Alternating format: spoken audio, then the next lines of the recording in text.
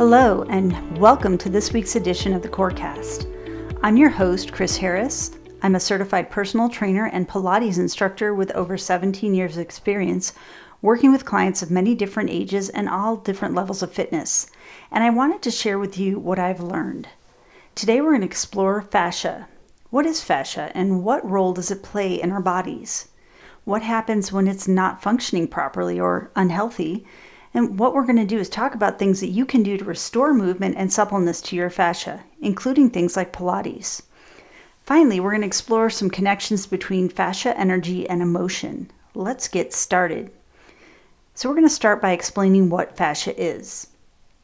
Fascia is a band of thin, fibrous connective tissue that wraps around and supports every structure in your body. Scientists initially thought that fascia only provided support to your organs, muscles, and bones, but more recently, the definition has expanded to include the tissue that surrounds all the cells, nerves, joints, tissues, tendons, and ligaments throughout your body. Fascia is part of a system-wide network that provides a form and function for every part of your body. It's a continuous layer of tissue that's flexible and able to resist tension. It's stringy, a white substance made mostly of collagen, and collagen is a type of protein that provides strength and flexibility. You can picture it kind of like an orange. That's a good visual representation of the form and function of fascia. If you think of the membrane of the orange as a web of material that surrounds, weaves through, and encompasses everything, it has that purpose to hold everything together, and it goes through every part of the orange. Fascia is soft, loose, and is made up of multiple layers. A liquid called hyaluronan is between each layer, and it helps your fascia stretch as you move. Inflammation and trauma can dry out the hyaluronan and damage your fascia. And when your fascia tightens, it can restrict the movement of your muscles and tissues, causing pain and other health conditions. Unhealthy fascia prevents the energy from flowing throughout your body. And fascia that is blocked can cause many issues. Unbalanced fat storage, emotional imbalances, sleep issues, energy imbalances, temperature shifts in your body, for example, cold fingers or cold feet, weight gain, blood flow restriction, and many more things. When fascia becomes damaged, it tries to compensate to remain functional. This leads to an imbalance in other body systems and can ultimately cause chronic pain. The health of your fascia can play a vital role in how your body moves and functions. Think of movement as medicine for your fascial health. So, what does fascia do? It provides structure and support throughout your body. It holds your muscles together, which allows them to contract and stretch. It provides a smooth surface for your muscles, joints, and organs to slide against each other without creating any friction or tears. Fascia also stabilizes your body structures and gives your body strength. It separates your muscles and eases muscle tension. It helps with joint stability and movement, and it improves your circulation. Fascia provides an environment that enables all your body systems to work together. Fascia has different layers, so we're going to talk about that. Superficial fascia is the outermost layer, and it's located directly under your skin. It is thicker in your chest and back in the torso area, and it gets thinner in your arms and legs.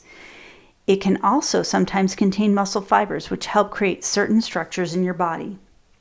The deep fascia surrounds your musculoskeletal system and covers your muscles, bones, tendons, cartilage, nerves, and blood vessels. This layer is thicker than superficial fascia, and the deep fascia has two subtypes. The aponeurotic fascia, and that's a thick, pearly white tissue that separates more easily from your muscles, and the epimysial fascia, and that's thinner than the aponeurotic fascia and more tightly connected to your muscles.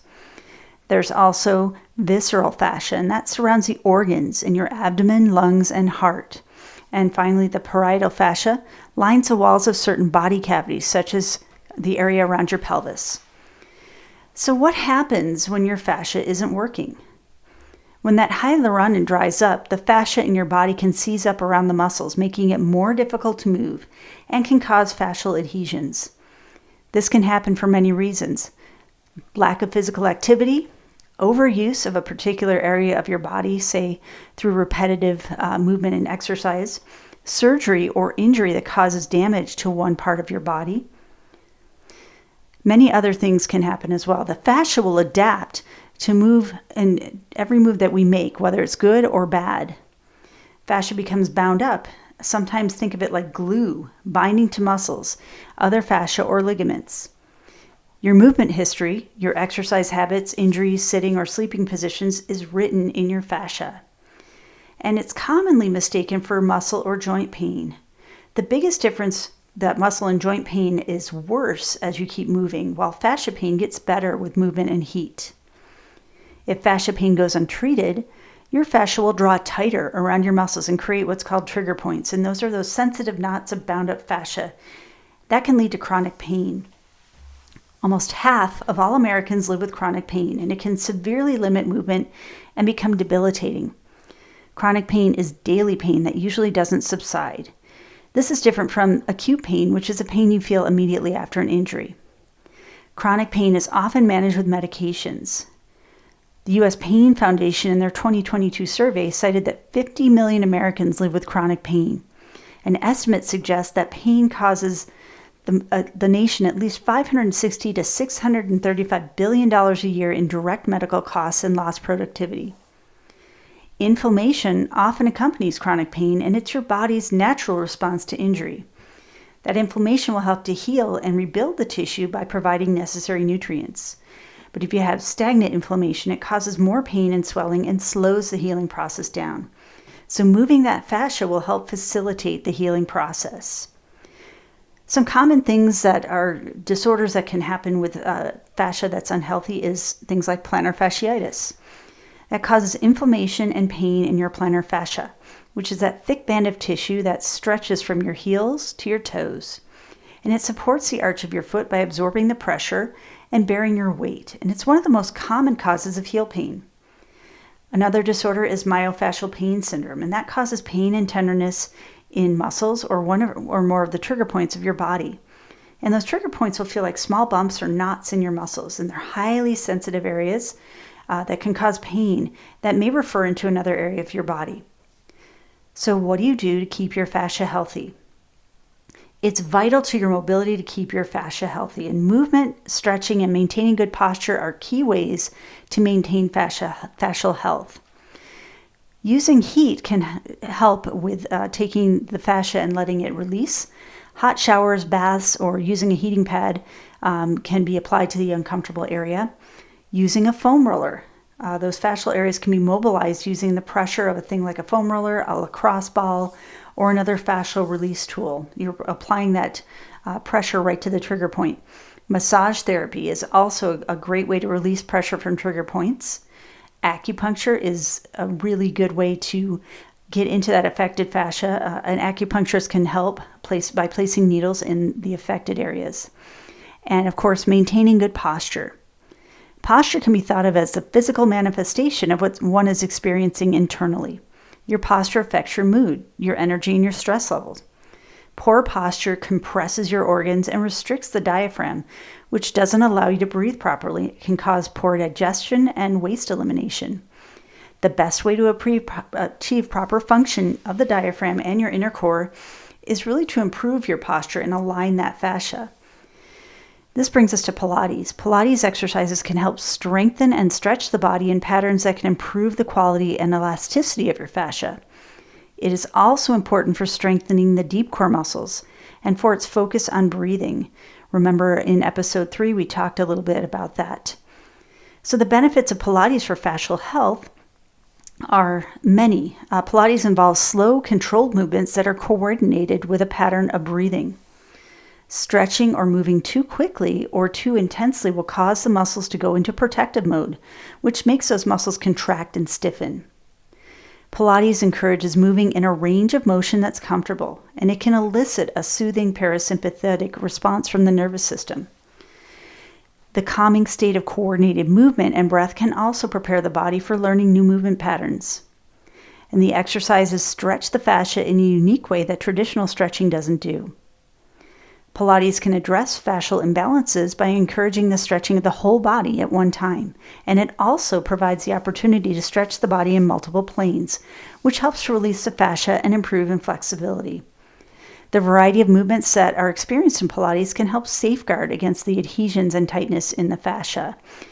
And talking about Pilates in our Pilates 101 episode can give you a good review on a little bit more about Pilates.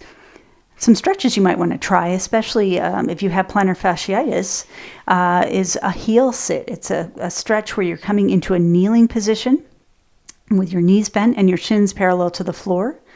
You want to curl your toes under and sit back on your heels. Think of aligning your ankle bone with your big toe to protect your knees, maintaining a straight back and leaning forward or backward to make the stretch more or less intense.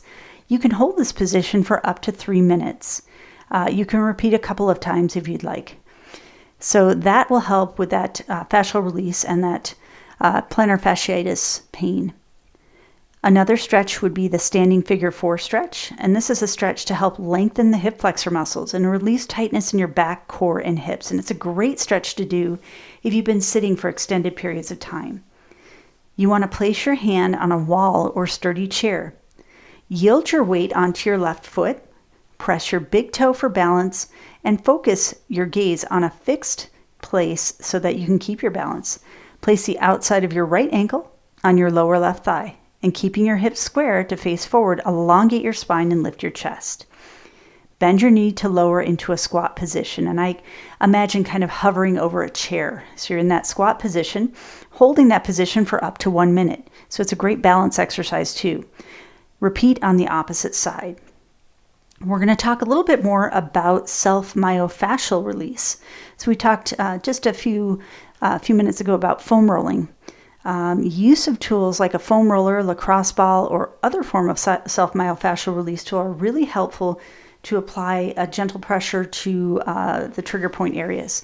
Sustaining this pressure on a trigger point area allows muscle fibers that are bound up to stretch, unknot, and realign. Foam rolling is recommended to be done before static or dynamic stretching activities because it allows the tissue's abilities to lengthen during stretching activities. Think of it as kind of a warm-up to stretching. It can also be done as part of a cool down, and it should be performed on overactive tissues or trigger point areas. And there's a variety of different types of foam rollers. They come in different densities. So finding that right density for you, you want something that will help you with the trigger point release, but it should not be excruciatingly painful. So make sure that you find the right type of myofascial release tool for you. Many people can enjoy the benefits of foam rolling, but it's not appropriate for people with congestive heart failure, kidney failure, bleeding disorders, or contagious skin conditions. It's always good to get advice from a medical professional before starting any foam rolling activities. So foam rolling 101. How do you do it? Slowly roll the targeted area until the most tender spot is found. And then you're going to hold on that spot while relaxing the targeted area, allowing for that discomfort to decrease, usually between 30 seconds and 90 seconds. It's really important to breathe. Take some nice deep breaths to get that oxygen and nutrients to the muscles. And it's important to maintain core stability during the foam rolling exercises. Think of drawing the navel to the spine to help stabilize the hips and back. Exercises in the foam roller can be modified by changing position or angles to target different areas of the muscle and to increase or decrease the degree of intensity. So we're going to talk a little bit about the connection of fascia and energy. The fascia system stores emotional imbalances, past traumas, and past experiences. Emotional intelligence, or recognizing your emotions to manage or regulate them, is to be able to express them in a productive manner. So sometimes allowing yourself to manage those moods and better understanding how to handle them can be helpful because healing that fascia can cause emotional release. The connection between emotion and pain is also part of the fascial release. There's a link between the physical body and the emotional body. Our bodies have the capacity to remember or store emotions or traumas in our cells. Common areas tend to be in the neck, the shoulders, and the psoas or hip flexor area. A thing called position-dependent memory is where studies have shown that people sustaining indelible imprints during periods of trauma that have high levels of emotional content. So the body will hold that information below the conscious level as a protective mechanism so that memories become disassociated. Memories that are positionally dependent can be retrieved when that person is in that particular state or position. So during times of trauma or injury, our fascia system stores a holographic image of our body's position, complete with all the associated emotions, fear, anger, sadness, etc., whatever was present at that time. And these images of every one of our traumas and injuries are constantly battling the forces of our body's everyday movements. Your body will create a holding or bracing pattern to avoid the original pain, and this in turn creates disease and dysfunction. Emotions have been described as energy motion. So myofascial release can help to bring the body back to those positions in time and allow the emotions to be felt and then released from the body, which can then begin the path to healing.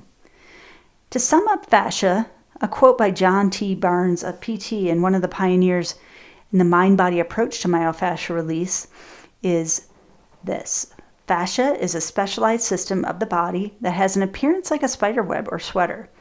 Fascia is densely woven, covering and interpermeating every muscle, bone, nerve, artery, and vein, as well as our internal organs, including the heart, lungs, brain, and spinal cord.